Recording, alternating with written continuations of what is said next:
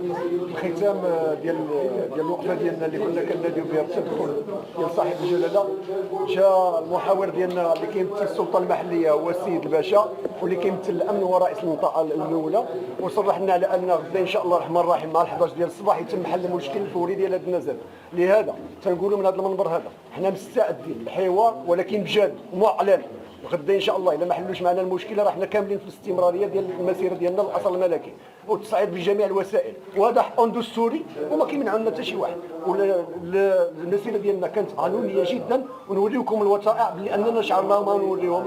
شعرنا السيد والد الجهه والوالي الامن وكل شيء مخبور بصفه عامه، رئيس الحكومه براسو راه مخبور. على هذا كنطلبوا بالتدخل الفوري والعاجل في حل المشاكل ديال المنازل المهدده بالنهيار، والمشاكل ديال هاد الناس اللي كيبرمهم ديال الصناعه التقليديين ديال دور الدباغه ككل، اللي فيهم مشروع واحد اللي عطى صاحب الجلاله الانطلاقه ديالو اليوم 4 مارس 2013. لهذا تنطالبوا بفتح تحقيق في هذا الشركه، واخا غادي يكون الحل ديال هاد الناس غدا ان شاء الله. غدا ان شاء الله الرحمن الرحيم غادي نحلوا المشكل اللي هو مادي، اما اللي هو كيفاش كاين الخروقات في هذا حوار واحد اخر، مناقشه واحده اخرى كتطلب تدخل الفوري للجان يكونوا من الاصل الملكي اللي كيتفق فيهم صاحب الجلاله، وحنا مع جلاله الملك الى ان يرث الله الارض ومن عليها في محاربه الفساد المفسدين.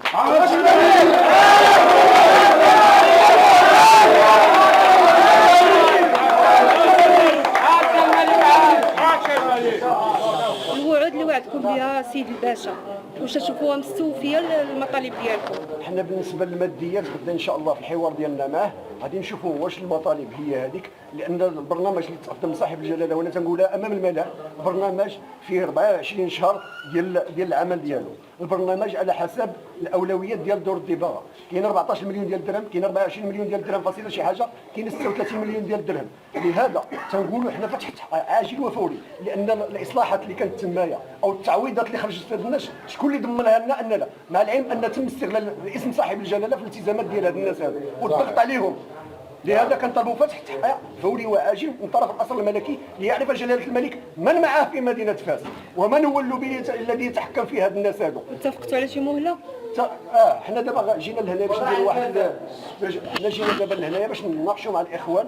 غدا ان شاء الله اذا ما تمش الحل المشكل يمكن نطلقوا من تماك في المسيره. حنا مستمرين في المسيره الا ما كانش الحل اللي كيرضي هاد الناس كلها، سواء في المنازل المهدده بالنيات، سواء المشكل ديال الماديات، سواء المشكل ديال الاصلاحات ديال الدفاع.